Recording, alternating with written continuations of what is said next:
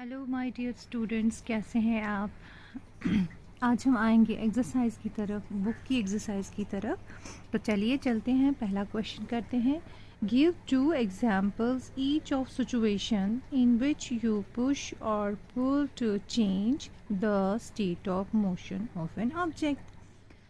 Question बता रहा है आप 2 एग्जांपल्स ऐसी बताओ, और 2 एग्जांपल्स बतानी है उस सिचुएशन की जहाँ पे आपको पुल या पुश करना है। जैसे कि आपको पहले ही पता है, पुश कहते हैं धक्का देने को और पुल कहते हैं खींचने को।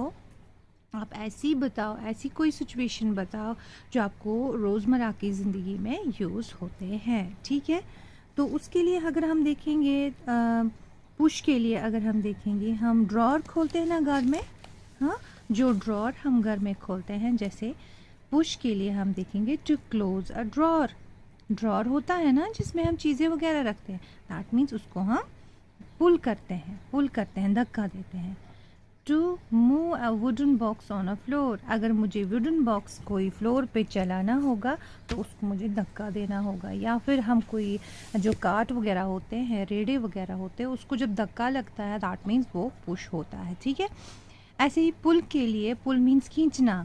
टू ओपन ए ड्रॉर, अगर हम ड्रॉर को खींचेंगे, ठीक है, ड्रॉर को हम खींचेंगे।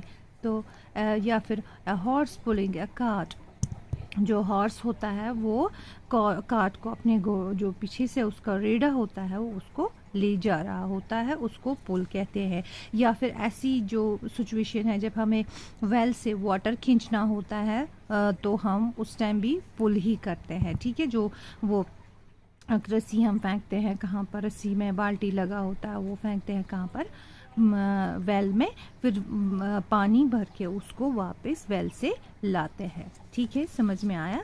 ये पहले क्वेश्चन का आंसर है, दैट मीन्स हमें पुल और पुश की 2 एग्जांपल्स बतानी है, हमने बता दी। तो close a drawer, to move a wooden box on the floor, and to open a drawer, to a horse pulling a cart. ठीक है, समझ में आया। तो चलते हैं नेक्स्ट क्वेश्चन की तरफ। ठीक है, नेक्स्ट क्वेश्चन हमारा है, give 2 examples of situations in which applied force can cause a change in the shape of an object। अभी तो हम बोल रहे थे डायरेक्शन की, अब दूसरा क्वेश्चन है 2 एग्जाम्पल्स ऐसी बताइए जहाँ पर हमें फोर्स अप्लाई करने पर किसी ऑब्जेक्ट की शेप चेंज हो जाती है। ठीक है, तो हम यहाँ पर देखेंगे, जैसे making of bread from dough. हम डो बनाते हैं ना, आटा गूंथते हैं, फिर उसका डो बनाते हैं, दैट मीन्स उसकी हम कितना फोर्स उस पर अप्लाई करते हैं। जब हम आटा गूंथते हैं तो उस टाइम हम कितना फोर्स अप्लाई करते हैं तो उसकी चेंज शेप हो जाती है। ठीक है, ऐसे ही stretching of a rubber band, आपके पास रबर बैंड होता है ना, जब हम उसको खींचते हैं, जब हम रबर बैंड को खींचते हैं तो रबर बैंड में क्या हम फोर्स लगाते हैं, तो उस टाइम भी उसकी शेप जो होती है वो चेंज हो जाती है।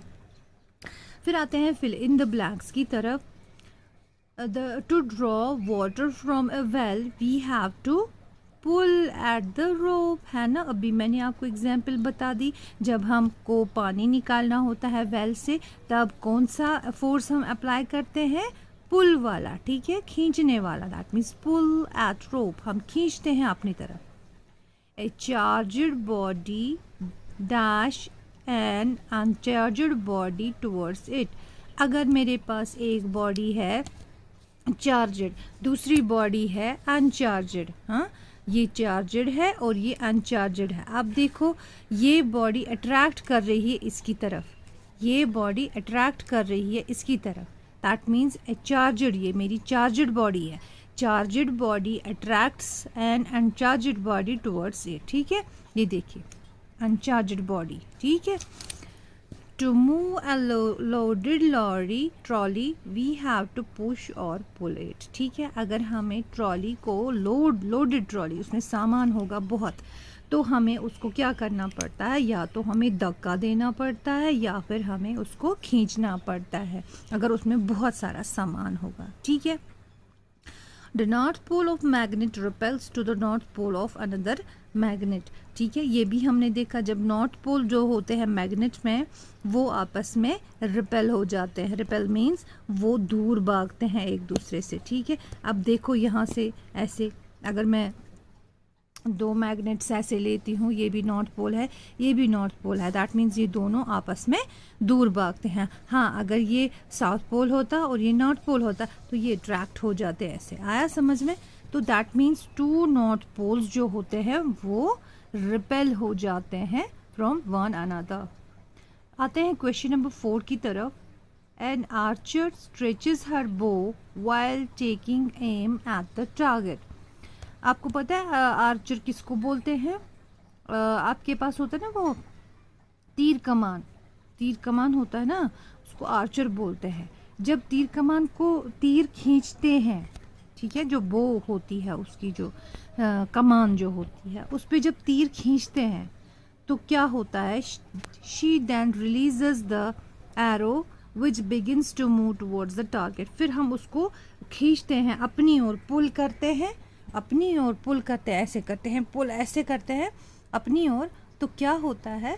तो वो जो एरो होता है वो आगे की तरफ मूव करता है। Based on this information fill up the gaps in the following statements using the following terms. अब क्या हमें कुछ जो टर्म्स हैं यहाँ पर दी गई है, muscular, contact, non contact, gravity, friction, shape and attraction, ये सब चीज़ें हमें दी गई है, हमें वो फिल करनी है, ठीक है। टू स्ट्रेच द बो, जब हम स्ट्रेच करते हैं, खींचते हैं किसको? बो को, कमान को खींचते हैं। The Archer applies a force, that means जो खींचने वाला होता है, तीर कमान चलाने वाला होता है, वो एक फोर्स अप्लाई करता है। That causes a change in its shape, that means उसकी शेप चेंज हो जाती है ना। आपने देखा है ना, जब तीर कमान में हम ऐसे होती है ना, वो ऐसे ये आर्क होता है, और जब ये यहाँ पर लगी होती है, ये धागा लगा होता है, तो जब हम यहाँ पर इसको एरो लगाते हैं इस तरह खींचने के लिए, तो यहाँ तक हमारा एरो होता है। जब इसको हम खींचते हैं यहाँ तक खींचते हैं, तो इसकी जो शेप है वो चेंज हो जाती है ना। तो दैट मीन्स हम क्या लिखेंगे? That causes A change in its shape. हो गई change shape. The force applied by the archer to stretcher the bow is an example of muscular force. That means जब भी हम force लगाते हैं, जब भी वो खींचता है किसको? इस एरो को खींचता है, तो वो कौन सा फोर्स लगाता है? वो मस्क्यूलर फोर्स लगाता है, ठीक है। दैट मीन्स हमारे मसल्स का फोर्स लगाता है। Types of force responsible for a change in the state of motion for the arrow is an example of a contact force. अब देखो, जो भी फोर्स लगाते हैं हम, जो चेंज करे मोशन किसका, दैट मीन्स अगर मेरे पास ये बुक है, यहाँ पर मैं इसको चेंज कर रही, मैं इसकी डायरेक्शन चेंज कर रही हूँ, या मैं इसको मूव करा रही हूँ from one place to one other place, तो दैट मीन्स मेरा कौन सा फोर्स अप्लाई हो रहा है? मेरा फोर्स कॉन्टैक्ट फोर्स, मैं कॉन्टैक्ट कर रही हूँ इसके साथ, तो मेरा कॉन्टैक्ट फोर्स इसके साथ अप्लाई हो रहा है, ठीक है। तो यहाँ पर आएगा contact force. While the arrow moves towards it's target, जब ये जो एरो है, अब अगर इसको खींचा तो ये जो एरो है ये यहाँ से निकलकर टारगेट की तरफ पहुँचता है, ठीक है। The force acting on it are due to gravity, जो इस पे फोर्स आता है वो कौन सा है? Gravitational force, that means gravity का फोर्स होता है। That and due to friction of air, और जो उसमें एयर की जो फ्रिक्शन है, फ्रिक्शन मीन्स रगड़, फ्रिक्शन मीन्स जो एयर के साथ इसको रगड़ लगती है वो होती है, ठीक है। वो एरो उस तरीके से निकलता है, ठीक है। Question number 5. In the following situations, identify agent exerting the force and the object on which it acts. State the effect of force in each case. ठीक है, तो यहाँ पर हम ये कह रहा है कि आप बोलो कि ये कौन सा फोर्स है और इसमें क्या चेंज आ रही है। Squeezing a piece of lemon between the fingers to extract its juice. जब हम लेमन काटते हैं तो उस टाइम हम उसको ऐसे दबाते हैं, लेमन को ऐसे दबाते हैं। आप बोलिए क्या होता है? Object on which force act, कौन सा ऑब्जेक्ट है? Lemon. Agent exerting force that is fingers, lemon. And effects of force, जो फोर्स है कौन सा फोर्स है? वो चेंज करता है इन शेप ऑफ लेमन। ठीक है, तो दैट मीन्स यहाँ पर आपको यही ऐसे ही दूसरे पे बताना है। Taking out paste from A toothpaste, आप टूथपेस्ट से पेस्ट निकालते हो तो आप कौन सा फोर्स एक्ट कर रहे हो उस time? That means you are exerting the force of your fingers, right. तो ऑब्जेक्ट जो होता है यहाँ पर एजेंट कौन सा है जो एक्सर्ट कर रहा है फोर्स? That is fingers. और ऑब्जेक्ट जो होता है वो है टूथपेस्ट ट्यूब। और इफेक्ट ऑफ फोर्स क्या है? Change in the shape of toothpaste tube. ठीक है, उसके बाद आता है एक और load suspended from A spring while it's other and is on a hook fixed on a wall. अगर मेरे पास स्प्रिंग है और वो लटका हुआ है किस पे? दीवार पे टांग के है वो, तो कौन सा फोर्स वो एक्ट कर रहा है? तो यहाँ पर अगर देखेंगे agent exerting the force that means load, उस पर लोड है। Object on which force acts is spring. ठीक है, effects of force change in the shape of spring. ठीक है, तो ऐसे ही डी पार्ट है यहाँ पर। An athlete making a high jump to clear the bar at a certain height.